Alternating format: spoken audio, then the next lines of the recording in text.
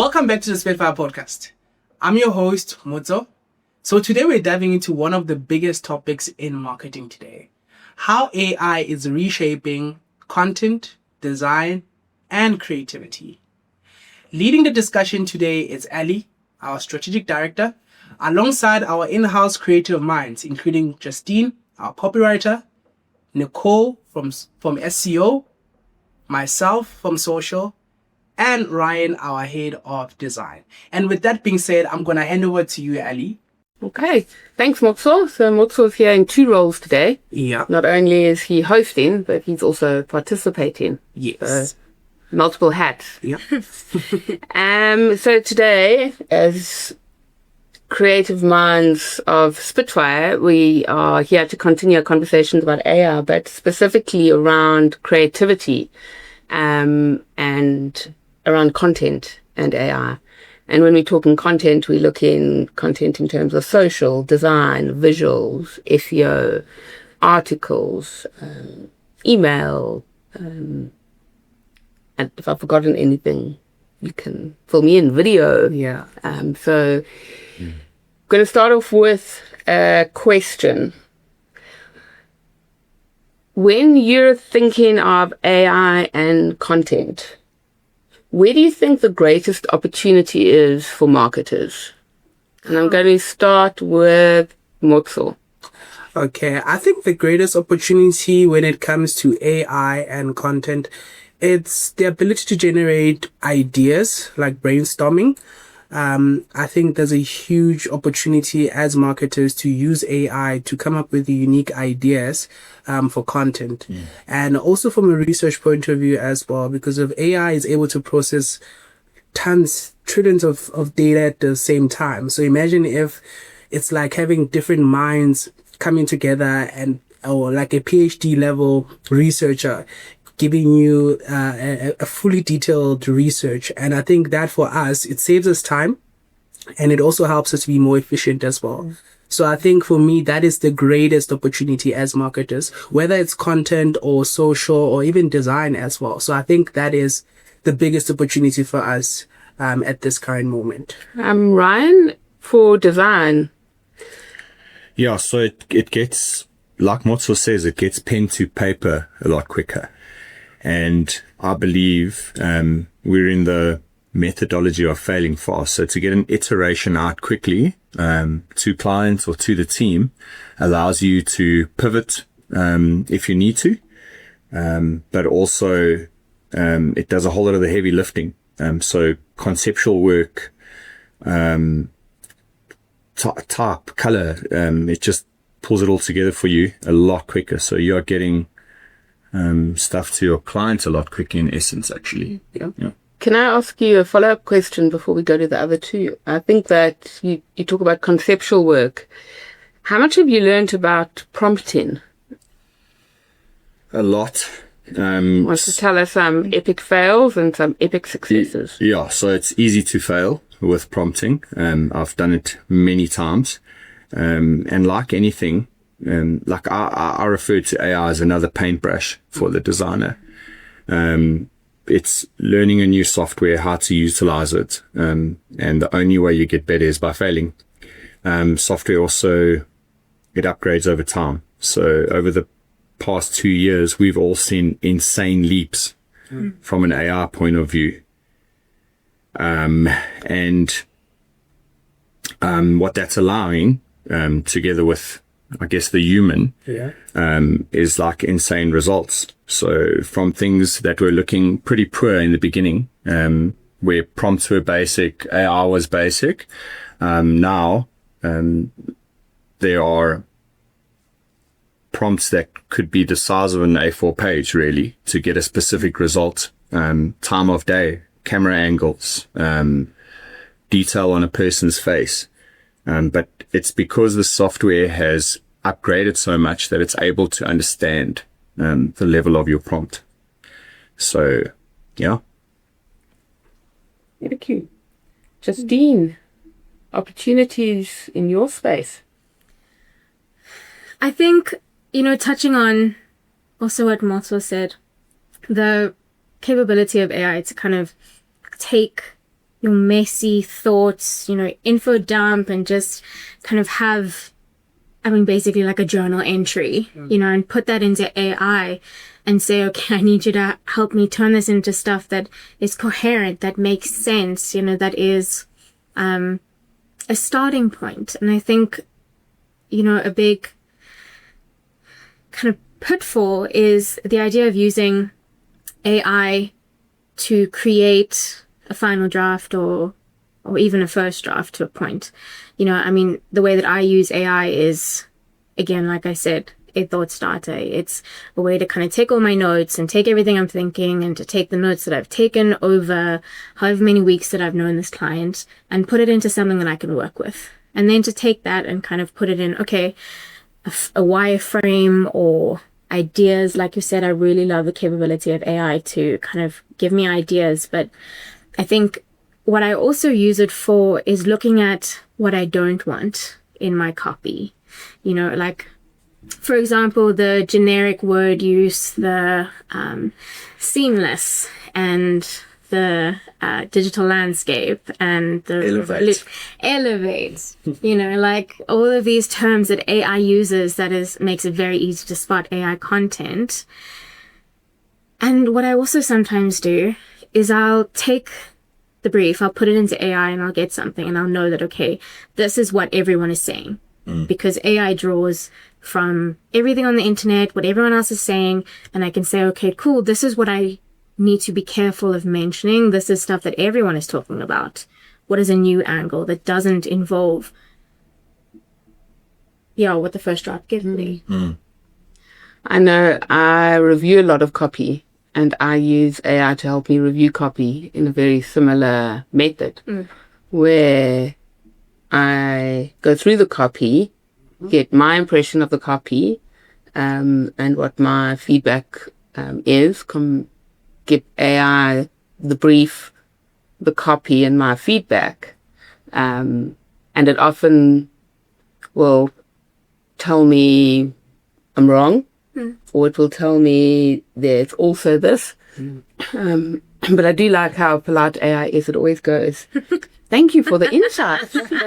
Or that's a great idea. And then it'll go on with the rest. So it's incredibly polite. And I like the fact that it also prompts questions to you as well to clarify what you want to ask. And that has been such a big change. Yeah. So we did a presentation a year ago, and it was a year ago March. So very close to this time, where ChatGPT specifically did not prompt the questions or cite the references. Yes. And in the last 12 months, that advancement has kind of really come leaps and bounds, which is, we spoke in the previous podcast about making AI your friend, your helper, your personal assistant. Yeah. And I think that functionality has really enabled that. Yeah. Almost relationship, which might be a bit toxic with AI. I think something to be careful of, though, is with it citing references. A lot of the time, the links are broken. And a lot of the time, you go to these sources and you end up finding 404 errors and it not really knowing where the information is coming from. So I think that's something that you always need to fact check, because AI hallucinations. Very, very good point. That whenever you get a reference, whether you find it through AI, if you get it from a writer or a colleague, that always fact check your references. There's also copyright issues with just generating a visual from AI. Absolutely. There's a lot that goes down with that too. So,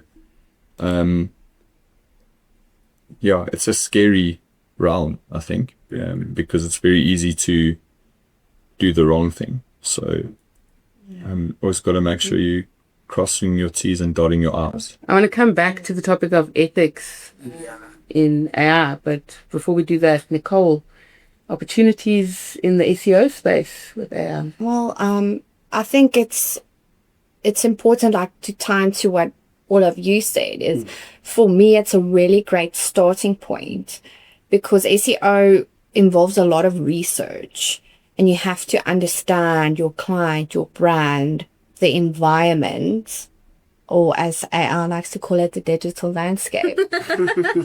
So I think for me, it helps me get started to understand and break down like key aspects of what I'm looking for. And especially like with keyword research, there's like a vast amount of keywords that you could research, but just to get to the core of what you need to look at as a starting point, I find it very helpful. Then also in terms of pulling together like huge data sets. So I look at quite a lot of data, which I pull from various different sources. I look at Google Analytics, I look at Google Search Console, I look at SEMrush. And for me, it's about pulling that data together and really prompting AI to give me the core takeaways so that I can really use my time effectively in a way to understand how we need to properly optimize content, but in a way that really addresses what you want to recommend and what the key outputs are. No, Nicole, I wanted to mention something to you. So it does, because you're saying you gather a lot of information from different reports, and what AI does really well for me is user experience audits on a website. It's brilliant from a content and messaging point of view, from a actual visual point of view, like what's readable. What we don't realize is the machines read the website. Yeah. And what might be found, it first has to be found by the machine before it's going to be found by you. Absolutely. So you need to make sure that it is, I guess, machine fluent and also human friendly too. Yeah. And Lab in SEO, in HubSpot, when you load a blog post, it will give you a readability factor, and based on your language, a level of where that language is pitched, as well as a time to read. And that is really useful, I think, for writers. Absolutely. To match to who is this content targeted for. Yeah. And I also like what Nicole said, because I think we spoke about this in our last episode on AI, where we said, I think it was 2019, where Times wrote an article that data is the new oil. Yeah. And I think we were waiting for AI to amplify so that we can take this data and connect it with AI so that we can actually see that actually data is the new oil. So I think it has really amplified a lot of the processing of data and making it simple, because of having to process thousands of data in minutes would take forever for a person to do it. But if you're using AI, because if it's so vast, it can be able to process that in a few seconds. I think it's also really made like data accessible to people who don't necessarily have, super specialized knowledge about how to kind of organize data sets. And I think it's really opened up the world to people who don't have that experience. And I think that's really cool, and getting more people involved, getting more perspectives, and enabling or rather empowering people to kind of get involved in a space that they wouldn't otherwise get involved in. I love that. Okay. Sorry, but there's something really cool that you just sparked in my little ADHD brain. But it's exactly that. I downloaded a few prompts for ChatGPT the other day that structures the way it thinks and speaks to you. Yes. Okay. So I wanted to learn about Google paid search stuff, and I basically prompted it to teach me in a easy way. Yeah. And it was insanely cool. So what it allowed me to upskill a bit and understand more, so I can work closer with my friends at paid search, and actually know what's going on rather than just guessing. And it explained it to me in a way that I could understand. So it's grateful. I'll ask a follow-up question on that. If you had no previous knowledge of paid search, Google, and how that framework worked, would it have been as useful, and is there a danger of people with no knowledge using a tool like ChatGPT as their source of learning? Yeah. I think there definitely is. And that also kind of goes back to what I mentioned earlier about AI hallucinations. The way that AI works is that it predicts the answer that it thinks is the appropriate answer. And with all the information online and all of the misinformation and disinformation online, it's easy for it to kind of be like, well, this is what people are saying, this must be true. And then people to take that as gospel. And I think it's like, with the danger also comes responsibility of the user. So I think as much as there's the knowledge of the danger, it's also up to the user to educate themselves and to understand that this is not a single source of truth. This is a single source of what is out there. And what is out there is not always true. So everyone's spoken about all of the opportunities, and at Spitfire we're talking about making AI as a team member, right?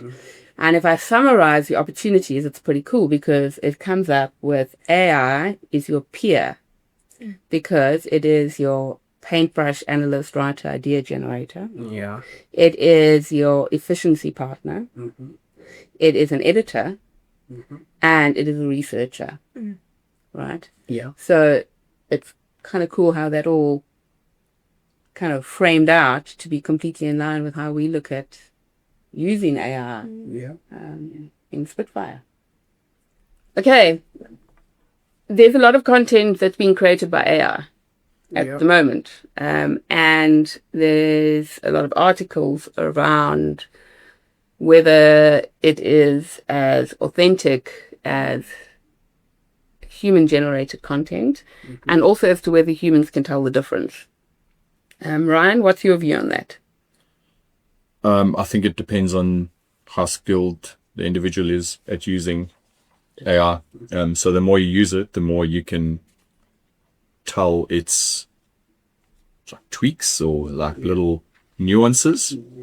I think to the layman, it's very hard to tell the difference as it improves. I remember it used to create hands with like 6 or 7 fingers and like really weird stuff. Yeah. But it was still really impressive at the time. And like right now, I guarantee you I could create a visual that you wouldn't be able to tell the difference. There are some big brands that are doing that at the moment. But I think they disclose. Yeah. And I think it's super important to disclose, because even me, I would look at the visuals of these ambassadors that they're creating, and it's very, very good. So I think it's important to disclose. So. Interesting.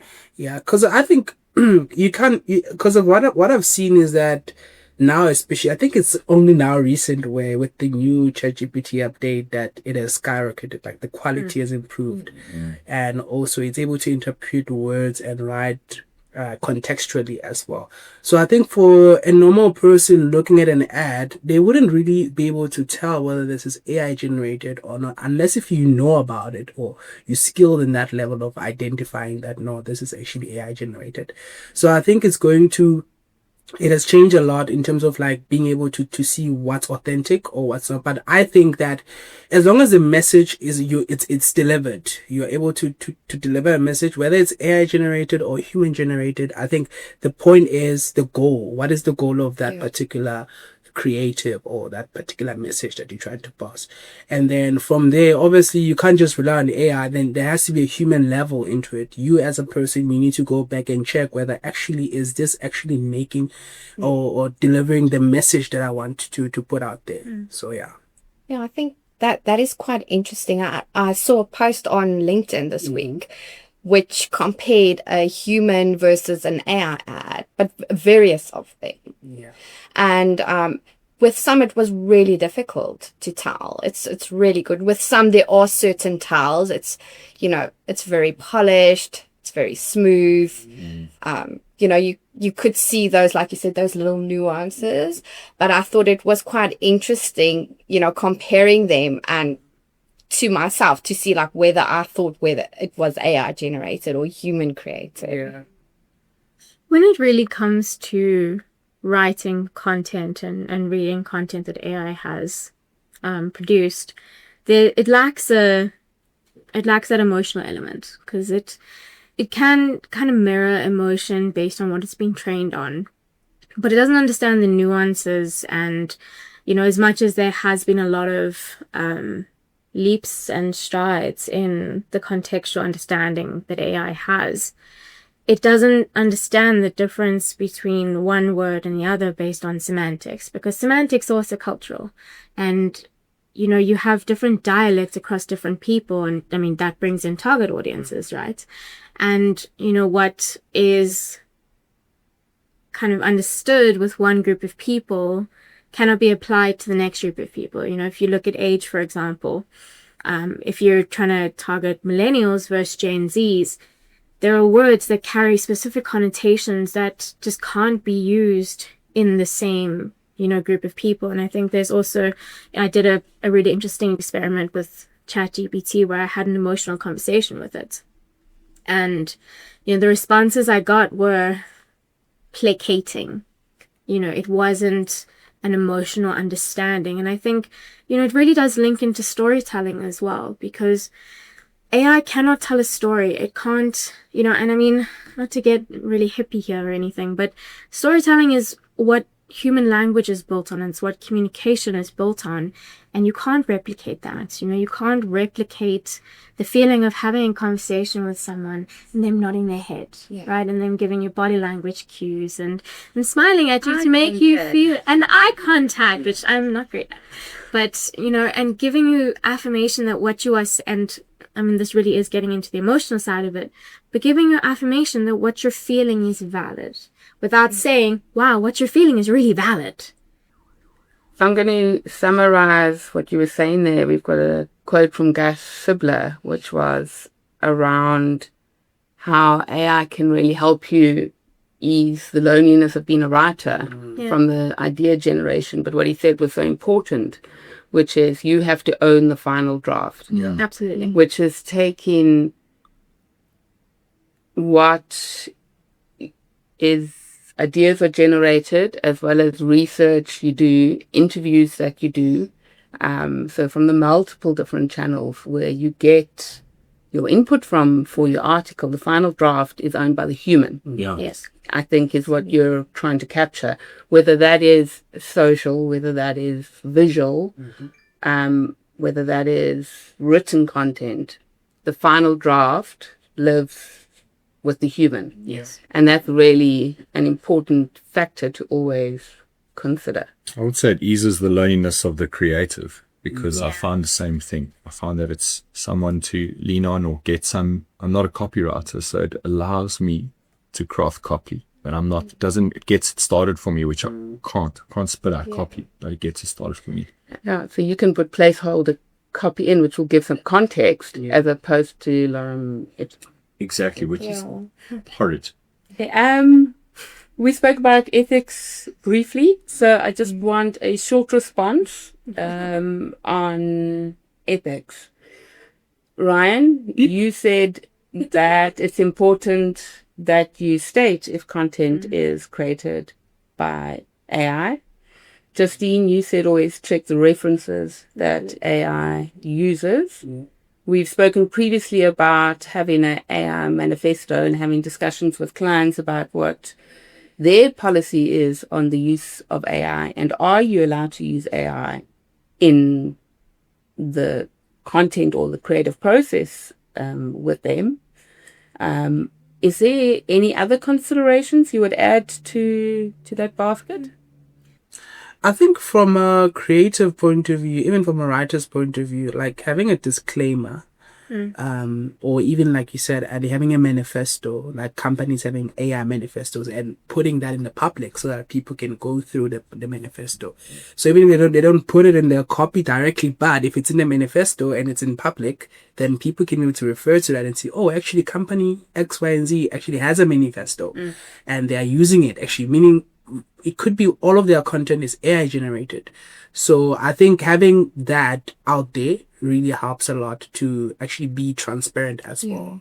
Yeah, I think transparency is big. And I mean, from an SEO point of view, I think just to tie in with Google's framework as well, that really gives you that credibility as an author, as a company, as a creator. So it's up to you as the user to edit it and to be the human that edits it, because unintentional plagiarism is a possibility. And as the user, you have a responsibility to ensure that you're not falling into that trap. Ellie, what do you think? I think that the really important thing for me is to pick up on sort of what Justine says, is you have a responsibility not to take AI verbatim and put it in the public as your own, because there is a conversation around who owns it, right? And I think that's what is so important right now, and it's important for Google, but is important for everybody as humans, is that we are building our own opinions based on the information that we gain. And I've always gone, as people who've known me for a long time can attest to, is if you're going to claim a fact, make sure you've got it from 3 places. And AI is only one place, and you can't always rely on AI to have followed that approach. So fact checked AI through other sources as well. So I think that's really important for me, as well as the transparency. I think AI manifestos stating clearly that AI was used in the idea generation of this blog post, having it as a sentence in each article, I think is something that we should be exploring. I think that kind of transparency not only shows the reader that we're transparent about our use of AI, but I think it also enables and empowers people on how to use AI ethically. Absolutely. That would be my key addition. We spoke about putting a disclaimer, and maybe disclaimers, it would not the only word to use there, but we spoke about putting a disclaimer, making it transparent, stating that you've used AI. Do you think there's a reason that people are hesitant to do that? I think people inherently mistrust AI. I mean, there's still a lot of fear mongering, and while that's getting better, it still exists. And I think, people might think that, well, this isn't authentic. This isn't going to add value because it's created by AI and it hasn't been human edited. So I think, if businesses are going to go the route of disclaiming, there also needs to be the addition that, hey, this is also created by a human. This has been AI assisted and human led. Absolutely. Yeah. Exactly. That's the wording of the disclaimer. Absolutely. Yeah, I totally agree, Justine. And I think also having a manifesto, like we said, within the manifesto, you're not going to say this is purely written by AI, but you said that this is written by AI, but it's curated by a person and checked and made sure that the information it's correct. So I think when it comes to trust, people, obviously like any other new technology, people in the first, they're a bit reluctant to actually use the tool. But as time goes on and people actually see the value of using AI, they will be more comfortable in actually taking the information from AI and actually taking and not just mistrusting it, but also trusting it and also going back and checking, actually, this is actually a fact. And then that will help them as well to see that actually this is actually an accurate piece of information as well. So essentially, by putting the disclaimer in, you will actually build trust in AI. Yeah. And trust in your brand, because they are able to see how you're using it, but that it still has your brand voice and it still represents the brand, and you still add in your thought leadership. Yes. Absolutely. Like ideas on my own kind of concept. To the layman, I think it's push a button and it will generate for you a website or a image, and you literally can do that. Okay. But without human intervention, your website is not going to have a great user experience that's going to hit the brand values on the mark. It's not going to be crafted in a way that represents the brand online consistently. It's not going to have the right tone of voice in the messaging that it's giving across, because it is not emotional. It's not sentient. So I think, again, human comes in a strong way, and it's how we utilize it. I like that word choice of human intervention, because when you intervene in something, you're making a difference. You're stopping something, or you're starting something, or, and I mean, I think without that human intervention, AI can go wild. And I think, touching on why people also might be mistrustful, that AI has biases. And, as much as we like to think that, they don't, but they're trained on stuff that's out there, and humans have bias, and therefore I'm going to challenge your AI can go wild without human intervention. AI can go wild with human intervention. That's it. So you talk about prompting, right? I mean, AI can go wild based on your prompts. That's true. So it's a relationship. It's what you put in is what you get out, right? I know. That's vitally important when understanding AI. You spot something. Sorry, for me, you spot something, bro. You said it can go wild. There's literally settings when you're generating image to tell it how wild it needs to go. Yeah. And the results are insane. So I think prompting frameworks also are a great way to help make sure that the AI doesn't quite go wild. I mean, in my work, I use the prompting framework of CORE, which is where you prompt and you say, this is the context, this is the objective, this is the response I want, and here's an example. And that kind of leads AI to not go so wild. And, I mean, I like to think of AI as like a 5-year-old. You're having a conversation with a 5-year-old. If you don't ask it a specific question, if you don't give it a directive, it's going to tell you about how the sky is purple and how clouds are glow in the dark. It's going to, wow, that sounded really heck. That was an AI hallucination right there. But Yes. Great example. Okay, I've got 2 more questions.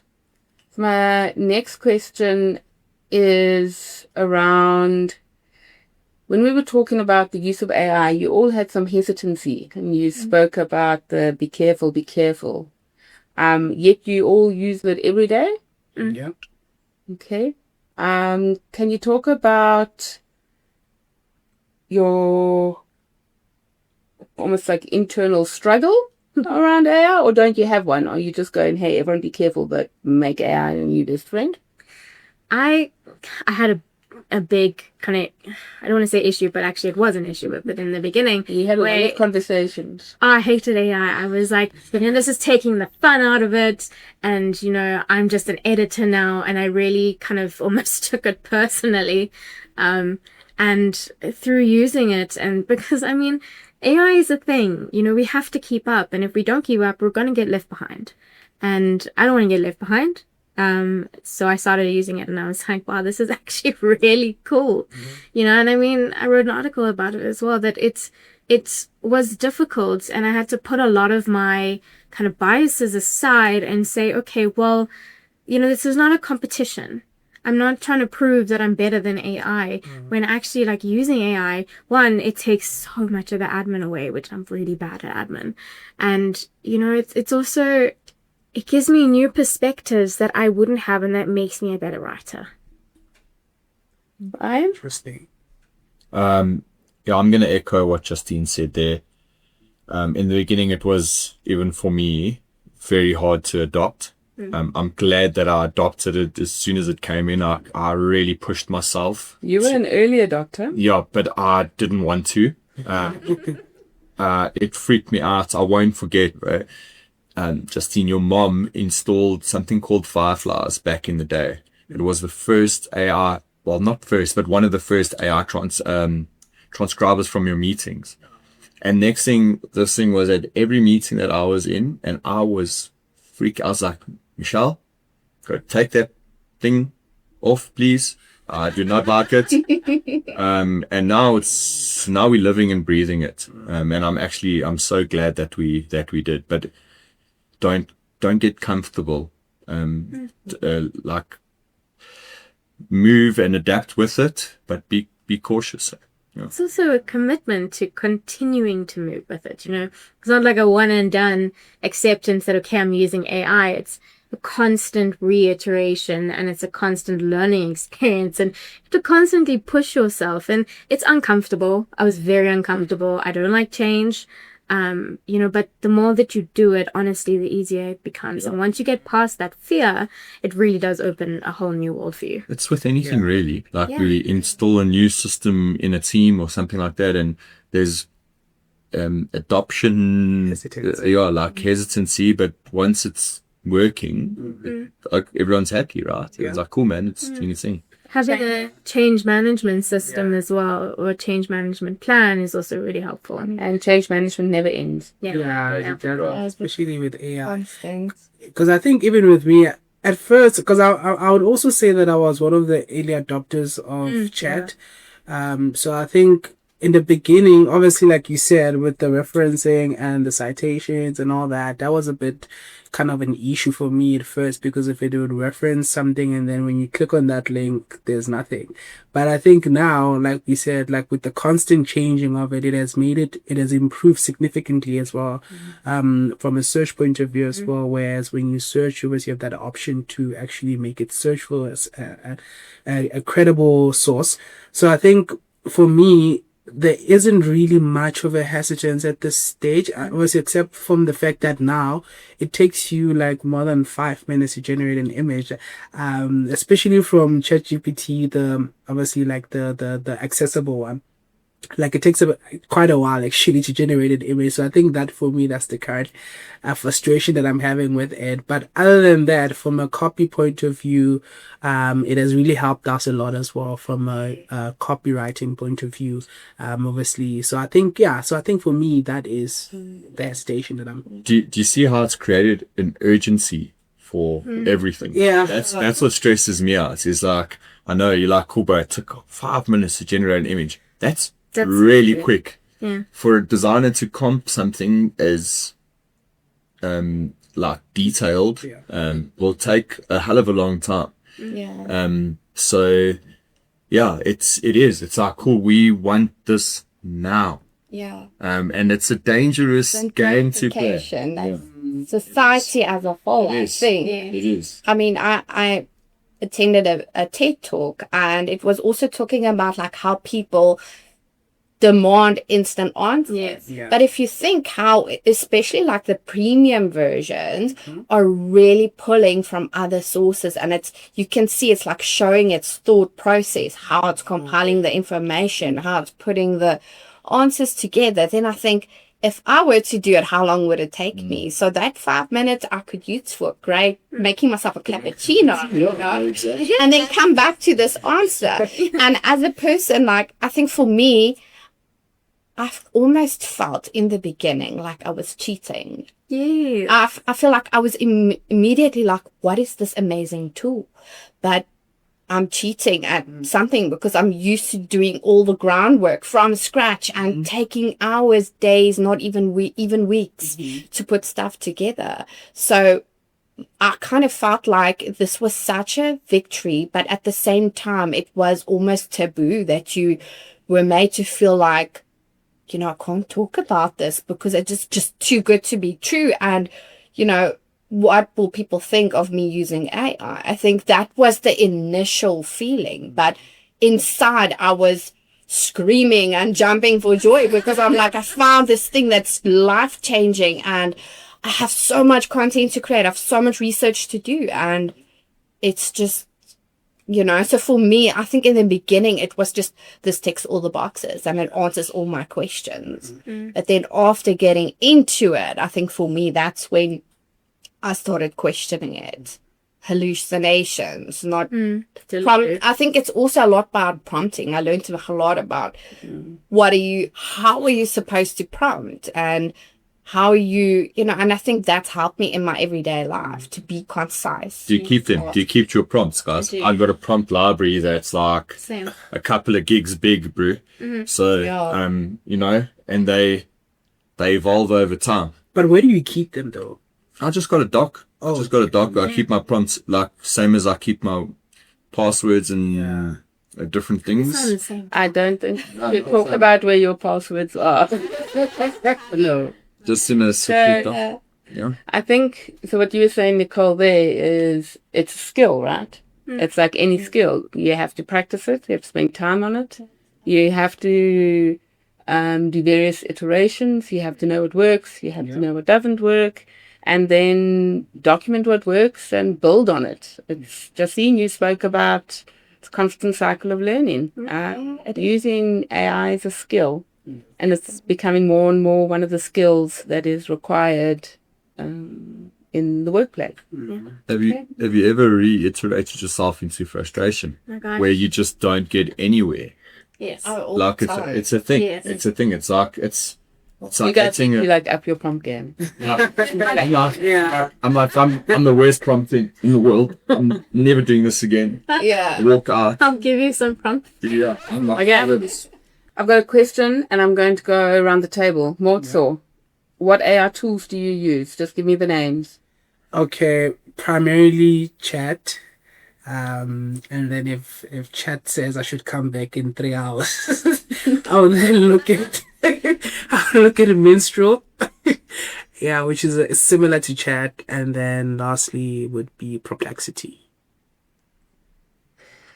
Justine, what AI tools do you use? ChatGPT, for love of my life. Content Hub, Temi transcription tool, Jasper AI sometimes if I'm not getting what I need from ChatGPT, Gemini if I'm desperate. Oh, wow. Ryan, what AI tools do you use? I use Breeze, ChatGPT, Gemini, Midjourney, sometimes Dolly. We use Firefly, which is part of the Adobe suite, which is insanely cool. It's a little dude that plugs into the various bits and bobs. I think those are the main ones that I use. Nicole, which AI tools do you use? ChatGPT, obviously. Pro version. I also like to use SEMrush. They also now have a great topics tool that's been built in. Breeze, as I mentioned earlier. Also Claude for content, so quite like Claude. And Key Search for keyword research as well. Cool. In terms of AI tools, I think I would add Miro. The functionality on that as well. And Canva. Canva's really good, bro. Yes. Okay. I'm so sorry. Another one that I also really love is HubSpot's AI grader tool. Yes. Because I like how it pulls in perspectives from Gemini, Perplexity, and Open AI as well. I think in the future, every company should have an AI functionality. Because I think because I think we've seen, like you said, Ali, with Miro. I think we've also seen it with Databox as well. They now have an AI functionality. So I think if a company wants to stay up to date, they need to have like an inherent AI tool. Or using AI effectively. Yeah. So Yeah. Okay, I'm going to do the last question. Which is a question that you guys wanted me to ask. Yeah. Okay, which is, I know this is a hot topic for some of you, and I'm probably looking mostly at Justine and Ryan here, around how do you feel about the AI renditions on Studio Gilby's work? Ryan, do you want to go first? go, bro. I know you're rearing. I do think it's unethical at the heart of it. I think, as a content creator, Give them context. Give some context, because a lot of people don't know what this Ghibli debate is about. So give it a little bit of context. So Studio Ghibli came up with they designed things like Princess Mononoke, Spirited Away, My Friend Totoro, and I mean it really is a very distinctive design style, and it's much loved by a lot of people. And you're finding now that there is like this movement with AI to apply this filter and this art style to a bunch of different movies, and to take this illustration that is done over years because it's hand drawn. It's not computer generated, and there's a lot of time and a lot of care that gets put into it. And now, there's this really big ethical debate about whether it's ethical to take that style that people have poured their heart and soul in and then just use AI to apply it to something that you haven't spent real time on. Can I weigh in on that one? Because I think, yes, obviously, people spend hours or even years perfecting the skill. But I think for an ordinary person who uses these tools, for us, it's more of a benefit because we can be able to create Studio Ghibli style or any other style within a matter of minutes or even seconds. So I think when it comes to quickly turning out output for an ordinary person, it's an advantage. And also at the very same time, you think of the use cases of it, people are using it to personalize it. Instead of you waiting for an artist to create a portrait of you or a personalized Ghibli effect of you, you can quickly generate that. So I think for ordinary people, it has those advantages, but also even for the creators themselves, they should see this as an advancement of what they do. Because of when you think about technology from the inception, people back then would probably be like, calculators are not good. They are actually taking jobs from mathematicians, for an example. But fast forward today, they are part of our society. And not to say that mathematicians have gone extinct, they're still there, but only with better tools now. So I think for the artist, it's more of, like you said, an additional paintbrush. I'd say the problem with that, though, is that it's not your paintbrush and it's not your style of work. And then it becomes, well, who owns it? If you want to imitate that, but add your own style to it, I think that's, and Ryan can expand on that is slightly different. But when it comes to mass producing something that is owned already, I think, and then passing it off as Studio Ghibli, I think is dangerous. Yeah, is Studio Ghibli art or design? It's an art movement. Can AI do art? AI can do art, but I don't know if it's going to be doing authentic art at the moment. My issue is if I go and paint if I go and copy a Van Gogh at the moment and say that this is my style, it's going to be unethical of me, right? So what comes through in a Ghibli film is there's a lot of emotion. There are pauses in the narrative that let the viewer bathe in this ambience of beauty. Very simple pauses within the narrative, and that doesn't get captured from an AI point of view.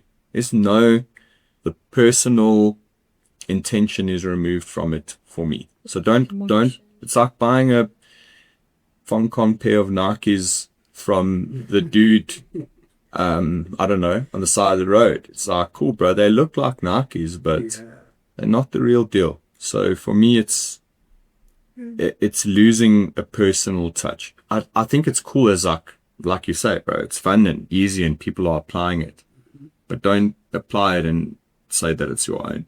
Yeah. Okay.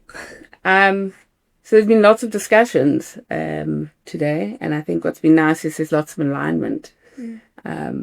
It's cool to see how everyone's using AI and how AI really is a team member for all of you. You've just been referred to AI as a love of her life.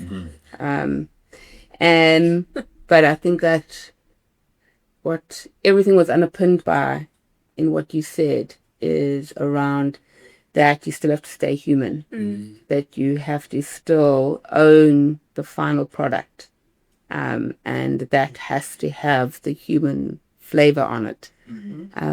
And I think that's a really, really valuable takeaway from today's session. Yeah. So thank you for the time. And Thanks, Ali. Thanks. Thanks, Ali. Thanks, guys. Thanks, guys. Yeah, that was fun. Handle with care. And that is one of the key insights from today's episode. So I want to thank each and every one of our guests today for sharing those insights with us. And remember, if you haven't liked this video, hit that like button right now. And also remember to subscribe to get a notification every time we drop a new episode. And we'll see you on the next one.